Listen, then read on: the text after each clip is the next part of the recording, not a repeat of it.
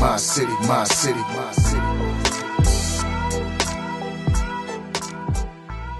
Hi guys, this is Take 5. We take 5 minutes to talk about different issues that touch on young people and everyone in general. My name is Mark. This is my friend and my boy called John. Together we have written a book concerning love and relationships called Love Bila Regrets. I want to talk about something that we put together here.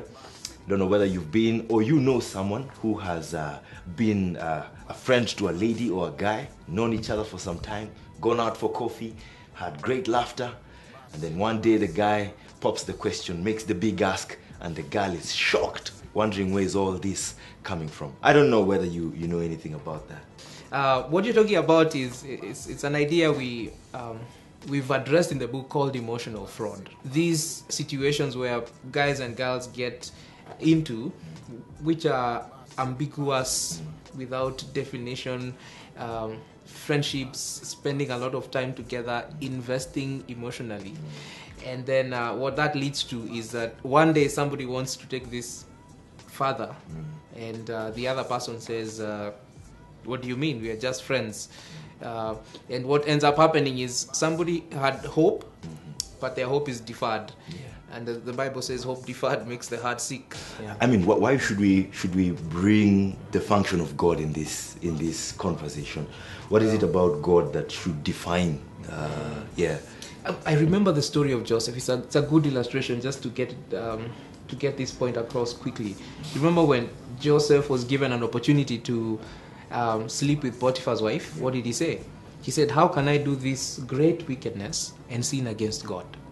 So the reason he didn't sleep with Potiphar's wife was not because Potiphar's wife was not attractive. Perhaps it wasn't because he didn't feel aroused or tempted.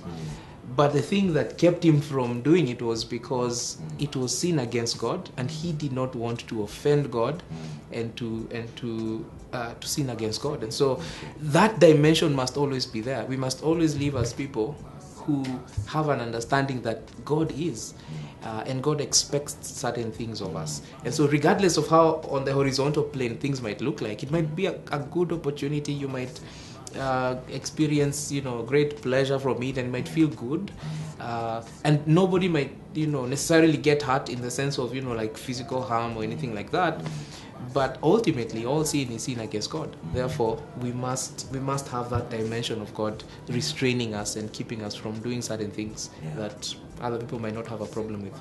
Wow, I like what you're saying. I think we know many people who are afraid of falling in love just because of past experiences. I think also just the function of God in itself, it does portray the realization that you're an image bearer of God, that I'm supposed to honor you and not objectify you. And imagine that I can take advantage of you and walk away, just like use something and discard it. I think when it comes to human beings, we must recognize that we bear the image of God, and for what it's worth, we are called to honor and respect that as a fellow human being. Any parting shot? I think we also need to talk about some practical things that you can do just to ensure that you don't get yourself in an emotional fraud sort of situation. I think as guys we need to watch what we say to girls. I think there are certain compliments that are not necessary. I think you need to learn to protect them from yourself sometimes, because you might be too free with your compliments, and you want to tell her how nice her hair is and how great she looks today and how great her shoes are, and you keep that up, you might be creating hope.